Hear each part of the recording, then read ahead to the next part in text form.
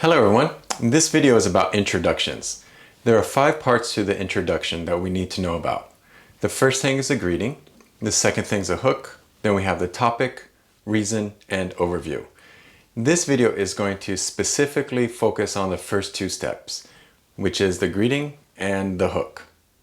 We all know that first impressions are very important. And in a presentation, the first 30 seconds is probably the most important 30 seconds of your whole presentation. Even before you start, we're starting to make judgments about your presentation, just by how you dress, how you walk up to the front, how you hold your paper. So having an effective opening is extremely important for a presentation. So the very first thing you should do is greet your audience, just like you would a friend. Say hello, then state your name. After you give your name, you want to give your credentials. Basically, your credentials are why do you have knowledge about this topic that you're going to talk about. Maybe it's something that you have a lot of interest in or something you've been studying for a long time. Maybe it's some type of personal experience, some place you've been or some things you have done before. Basically, your credentials is just why do you have knowledge about this topic. After you say hello, give your name, and state your credentials, the next thing you want to do is give the audience attention. So there's 5 different examples of a hook that I'm going to talk about. The first one's a popular misconception. Second's an interesting fact. Next, a quote. Then an anecdote, which is like a short story. And the last is a rhetorical question. Rhetorical means it's a question you ask the audience to get them to think, but you don't actually want to answer from them.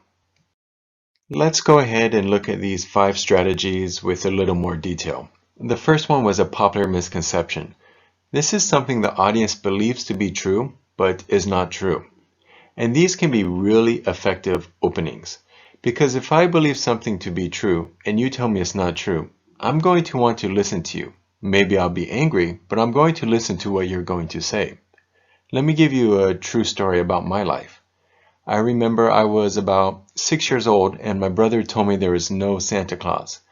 And I remember going to my father and asking him, "Is there a Santa? My older brother told me there's no Santa." My father was really angry about that, and I still remember it to this day.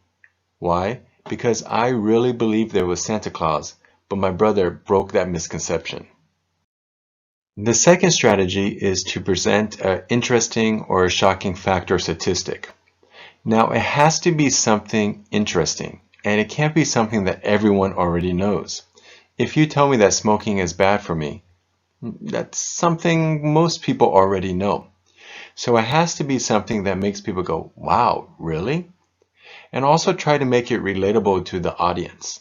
So for example, if I tell you that 36.7 million people are living with HIV/AIDS, 37 million people is about 70% of the total population of Korea.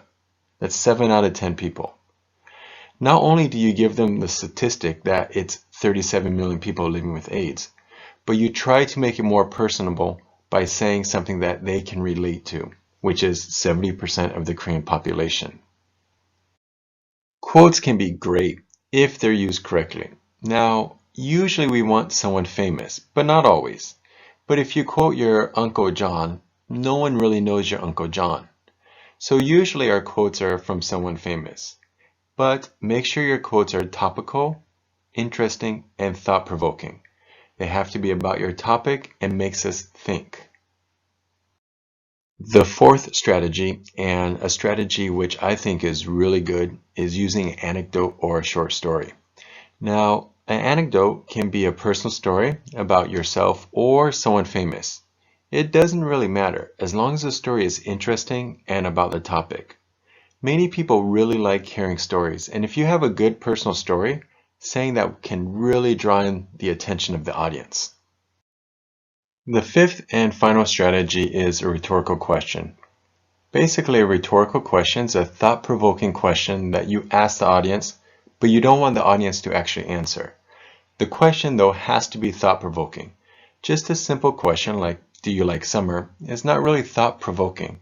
People will be like, "Yeah, I do," or "No, I don't." What you want to do is ask a question that's going to narrow down the focus a little more towards your topic. So, for example, Have you ever wondered where you can go to have an awesome date in the middle of the hot summer? Maybe something like this would be a better question. It can get the audience to start thinking about yeah, sometimes when it's 40 degrees outside in summer, I don't know where to go. I don't know where to take my date, my boyfriend or girlfriend, something like this. Now it can start to get people to think about more specifically about your topic. Okay, so we've come to the end of our first video for introduction. We've talked about the greeting and the hook. And for the hook, it doesn't really matter what strategy you use. And actually, you can use a couple of strategies together. So if you want to talk about a popular misconception and then finish that with an interesting fact, that can work too.